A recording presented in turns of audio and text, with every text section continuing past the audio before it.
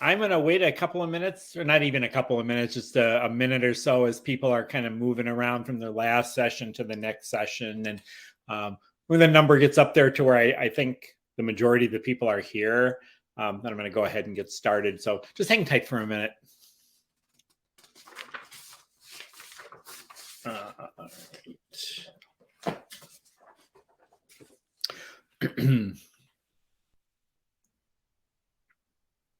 I've been into a number of sessions today, and it's been kind of an exhausting day if you let it be. I've sat in on some really great sessions that other people did.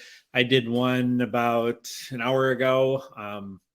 Wow, it's been a while since I've done this. I taught online during COVID. Our school moved to being online, and so it's kind of familiar format for me.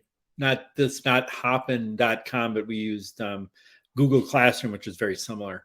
So it's I would much rather be sitting in a coffee shop or restaurant or pub or someplace like that doing all this instead. But just being what it is, this is what we got. It's a little bit like talking to yourself on a computer screen.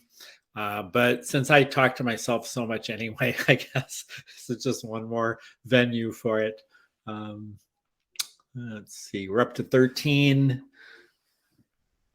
And I think it's getting near the end of medium day too. So I would imagine a number of people are getting ready to eat supper and relax, and probably half of the world is probably already in bed. I know I had some people who follow me from like England, and they had said they'd be in bed by now. They'd love to show up, but it'd be 1 or 2 in the morning for them, and so they can sort of apologize. They had midday in New Zealand. Okay, yeah. I'm trying to think of the logistics of putting this together across the globe, where the majority of the people would be able to attend sessions. That had to be just a phenomenal job to do. Oh, Audrey, good to see you. All right. You know what? I'm going to go ahead and start, and I'm sure people will filter in. They did earlier today in the sessions I was into. The numbers kind of, jump up and down. People will filter in and filter out. I know that's the way Tony set it up. He said, come in, hang out for a while. If it's what you were looking for and it's what you thought it was, stay and listen. And if it's I already know this, or no, I don't want to. You can just exit and shop around and go to whatever sessions you want. So I know those numbers will go up and down. The title of this session is Building Your Audience, and it's primarily aimed at people that are newer to Medium. I'm sorry, I was reading the chat, and I shouldn't do that at the same time I'm talking, because then I look befuddled. So if you've been around Medium for a while, you probably have a good size audience. If you've been on Medium a couple of years and you still have 100 followers, we need to talk, because you should have more than that. Hi, everybody. Thanks for popping in. So what I'm going to do is tell you what I do.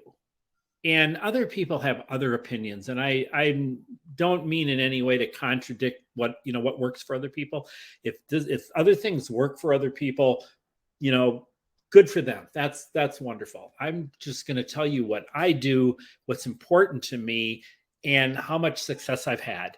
Full disclosure, I have a little over 6,000 followers.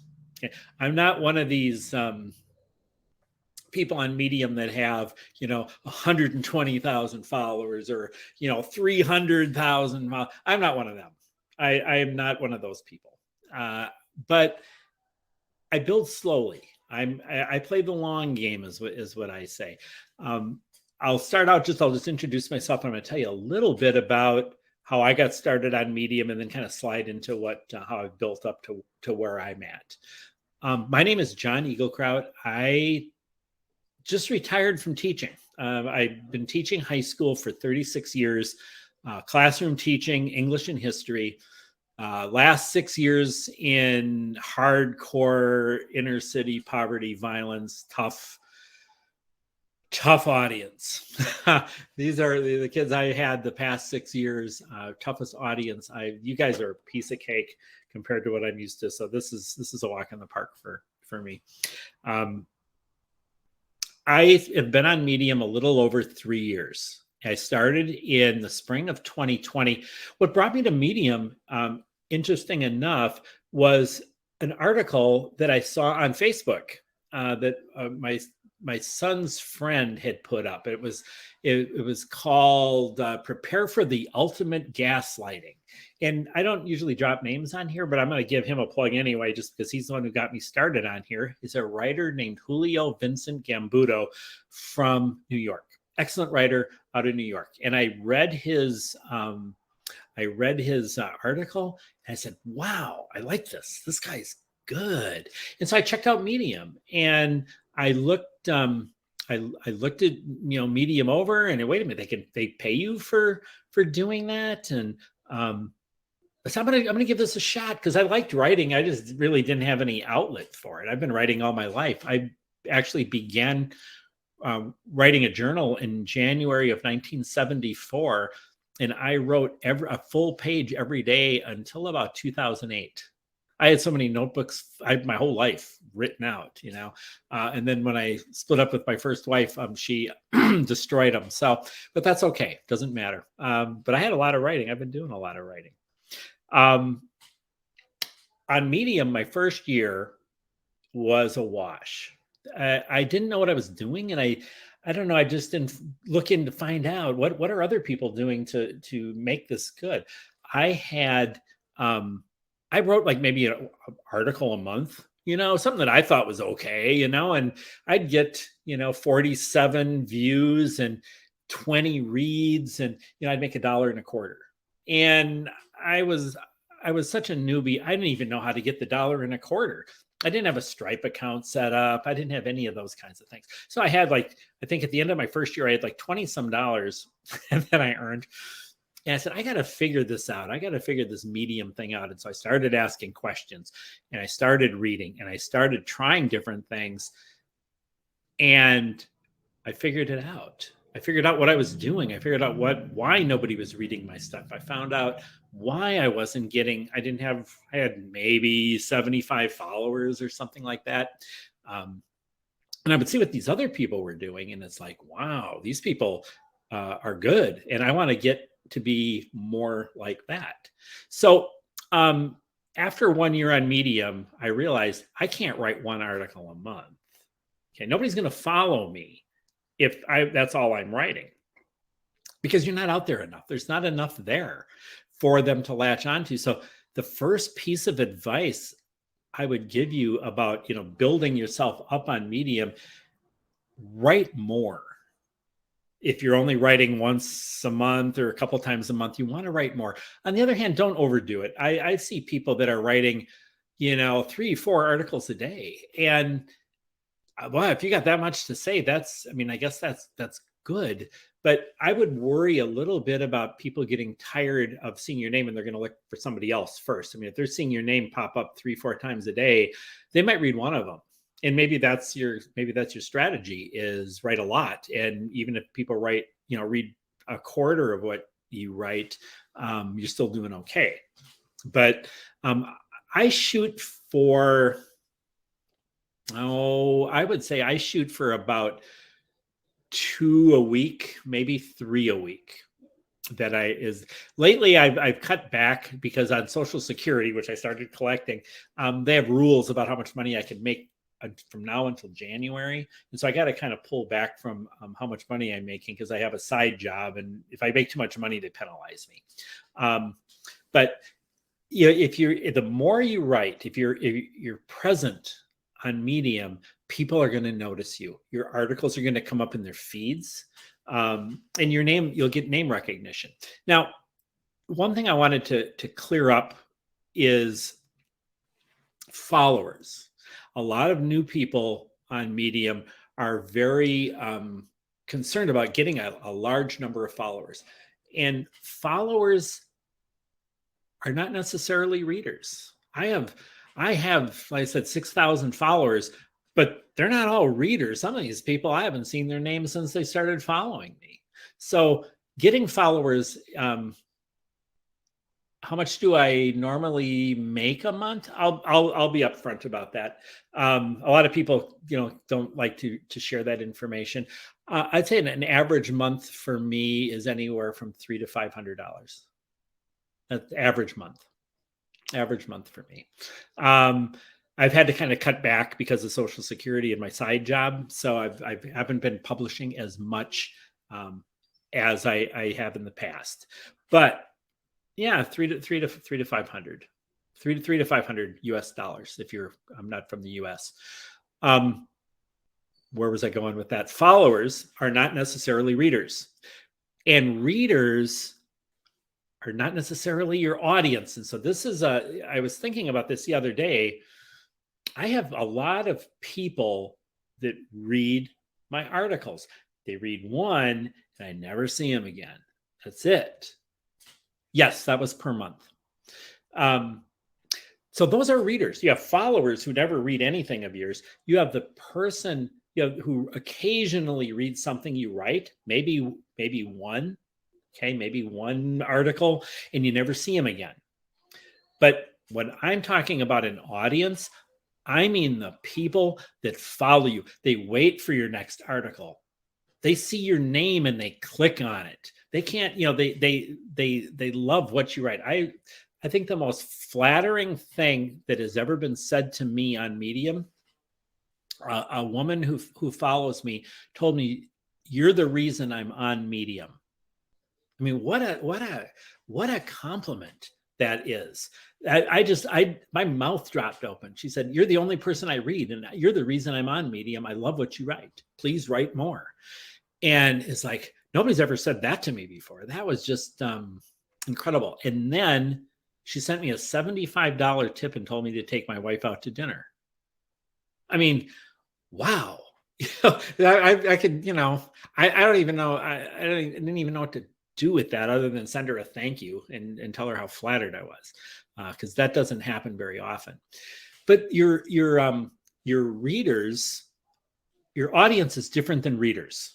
You have followers, readers, okay, and then you've got your audience. Your audience are those people that read everything you put out there, and you get to know them, and they get to know you, and that kind of gets me into how to get those people, how to build that audience. Yes, I use I don't know if you pronounce it Ko-fi or coffee, or that's what I use. That's where I've been getting my tips.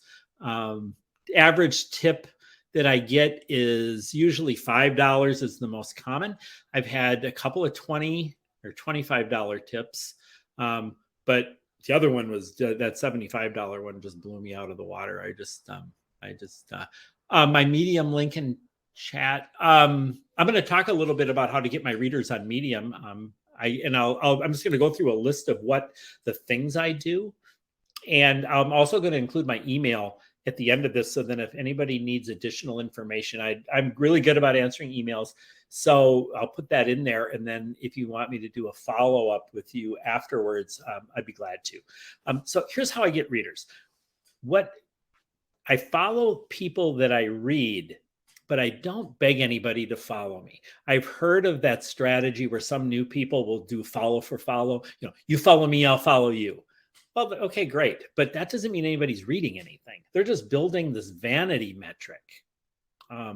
They think that if they get 1,000 followers or 2,000 followers, they're going to do better on Medium. That's not necessarily true. So those people, I think what they end up with is kind of a hollow victory. You got a lot of followers, but you really don't have anybody reading, and you don't really have an audience. You just got a lot of followers. So I would encourage people not to do the follow for follow thing. Now, here's what I do. When I get probably 100 followers every week to 10 days. That's been kind of a regular growth. Like I said, I play the long game. I'm not trying to get 100,000 followers. I want slow, steady growth. And I probably get 100 followers every week to 10 days. When somebody follows me, what I do, I click on them. I look at their bio. I look to see, are they writers? everybody who follows me isn't a writer. So why follow somebody who's not writing? There's no reason to do that. It seems like the right thing to do. You know, they followed me, I should follow them back. You don't have to. If somebody who's not writing, what's the point in following that person? There is no reason. I also look to see if they have been writing. When's the last time they published? Like I've had people follow me and I click on their bio and I look at their list of writings, and the last time they published anything was October of 2021. Well, in other words, they sort of wrote for a while and said what they had to say, and they're kind of done. You know, they're probably not going to write anymore. So I don't follow them either. If this person hasn't published in a year or two, they're not much different than somebody who doesn't write at all as far as following goes. So I don't follow them either. I had a young woman ask me maybe 6 months ago. She goes, so you have like 5,000 followers, but you only follow 700 people. Why? And I think she thought I was being kind of arrogant. And I explained to her, no, I not arrogant. It's that a lot of the people that follow me don't write. So there's no reason to follow them back. But I do, if the person writes, frequently and recently, and it's about something that I'm even remotely interested in, I will follow them. I will read their articles. I want them to know that, I play fair. If you read me, and you like what I write, expect me to repay the favor. I will do that. And I've come across some amazing. I've had, I build relationships. That's the key. I guess that's the difference between a reader and an audience. I have relationships with my readers. I mean, my audience. The people that I consider in my audience, some people I have known for over 2 years. I read their stuff. They read mine.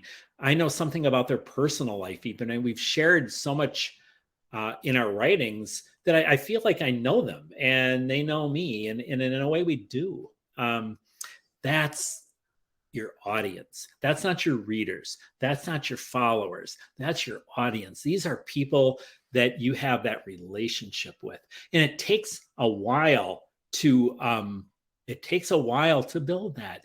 It takes commitment. It's like any other relationship you have with people. You got to read, you've got to comment.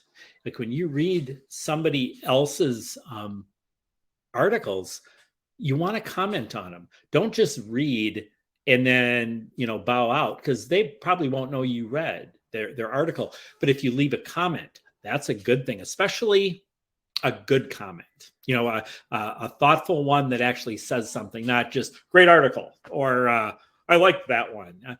Say what you liked about it, and that person will notice you and probably follow you back. If you're reading their articles, I would encourage you to highlight some of the text in the article and make a comment on that specific passage in their writing. They'll notice you then too. These are the people you want. If you do that, these people will notice you. They're more likely to check you out because you want them. If you do that to me, you got my curiosity up.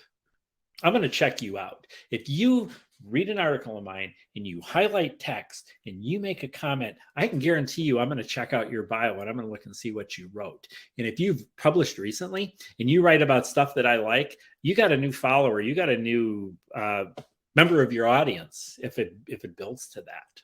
So I encourage you to do the hard work. There's nothing fast and easy on Medium. It's that you hear the stories of the people that just exploded overnight and they've got a lot, they made a lot of money and they got a lot of followers, and well, maybe they do. And if they did good, that's not how I work. Like I said, I have people on here that I've been reading for 2 years. They've been reading me for that long. Scarlett, I have been on Medium 3 years, 2 years seriously, 3 years total. And as I said, it takes a long time to do it. Now, here's something else that probably is, some people are going to disagree with me. I always read from other people, put your stuff all over the place. Put your stories on other formats. Put it on LinkedIn, put it on Twitter, or whatever they're calling it these days. Put it on Facebook, put it, get your stuff out there and get it all over the place. I did that. Let me tell you about Twitter.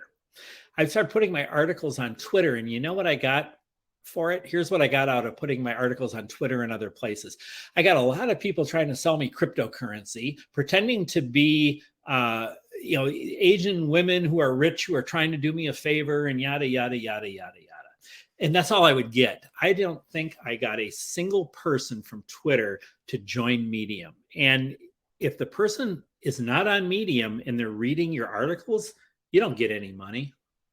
You don't get anything from somebody who reads. I put it on Facebook, and my friends on Facebook read it. I don't get anything for that. I don't get any money at all. I'll still put an article on Facebook once in a while, just freebie for my friends on there. But I've stopped putting my articles on LinkedIn, Twitter, and any other places completely. Yes, all the readers pay for the Medium subscription. Yes. Yep. So a lot of people will tell you that the way to build your audience to get a lot of followers is to put your stuff out there all over the place. That hasn't worked for me. So I've stopped. I publish only to Medium, and once in a while to Facebook if it's something my friends on Facebook I think would like. But other than that, I've skipped all the other ones. Let me tell you what the impact of those outside reads have been. I had an article maybe about a year and a half ago. It had, I'd say, about 7,000 or 8,000 views and maybe 4,000 or 5,000 reads. You know how much money I made? $42. Because most of the views and reads were from outside of Medium. So here I have this fabulously, for me, viral. Anything over 1,000 is viral for me. If I get 1,000 views, wow, that was a big success.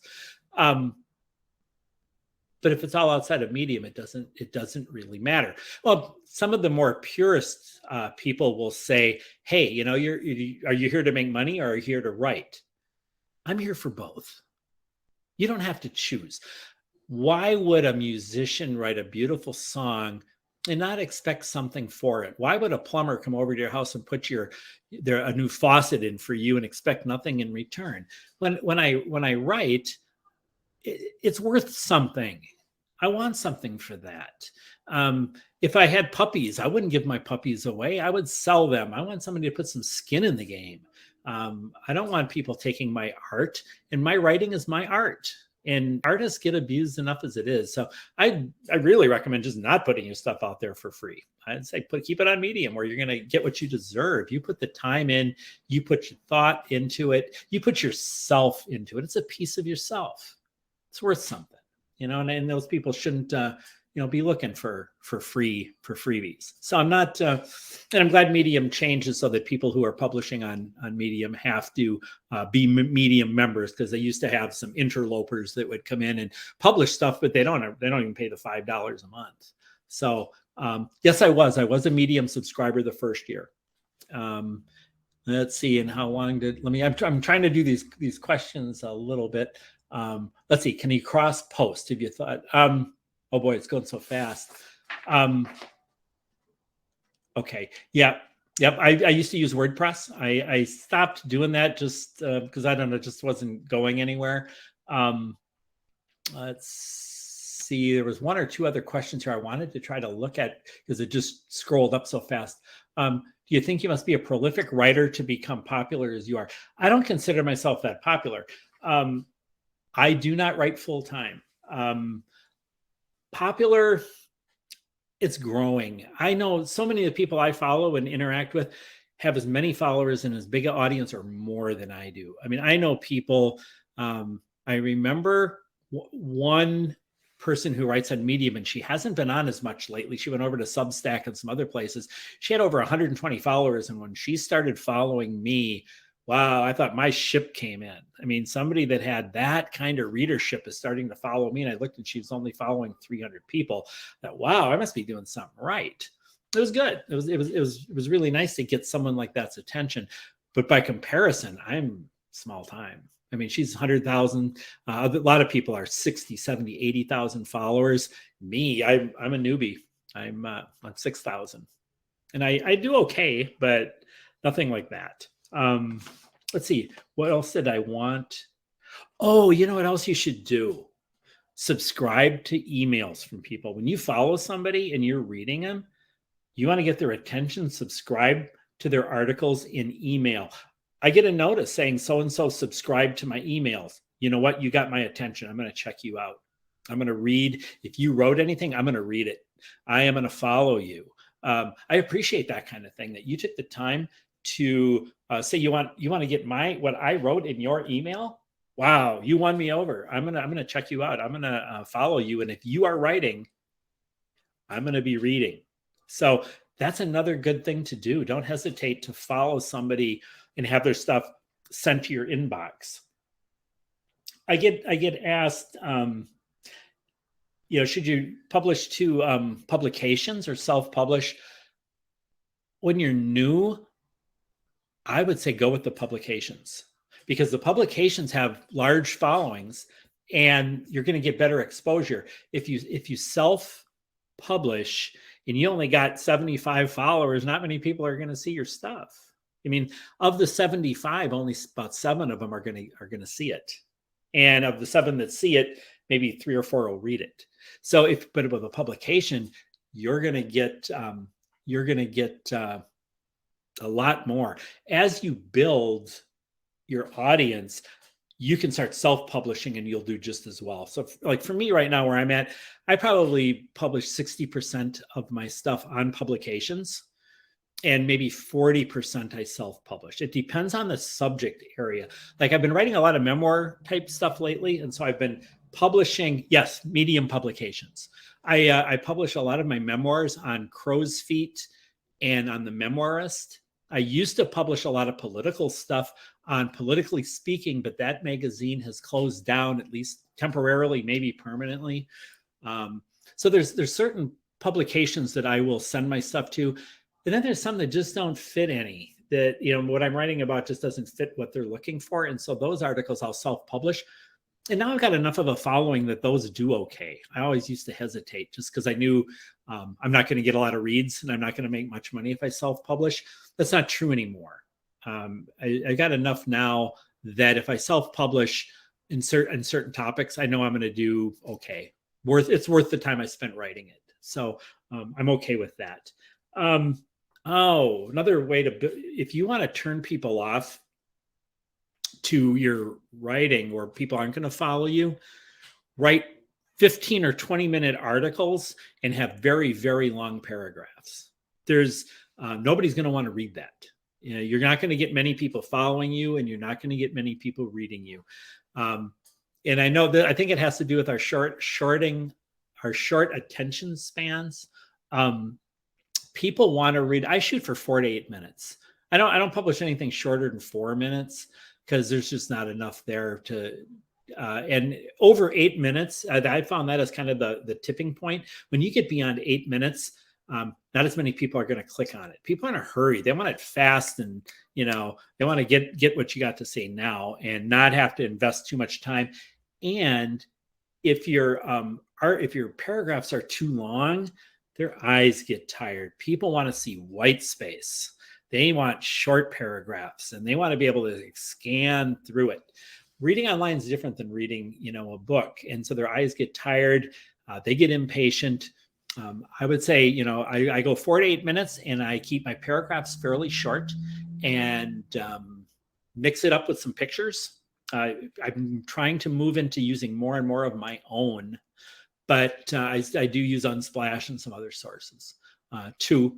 But yeah, make it visually pleasing if you want to draw people in too, because I've seen some articles and I just want to send that person a message. Man, your article's 18 minutes long and it's only got 3 paragraphs. Nobody's going to read it. And you put a lot of work into this. And sometimes it's just formatting. You could probably, it's Roy, about getting asked to publish. Beautiful. I've had, It's flattering. The flattery is beautiful. I had one person, I had already self-published, and an editor from another magazine asked me if they could publish it in their magazine. I've had that happen to me a few times.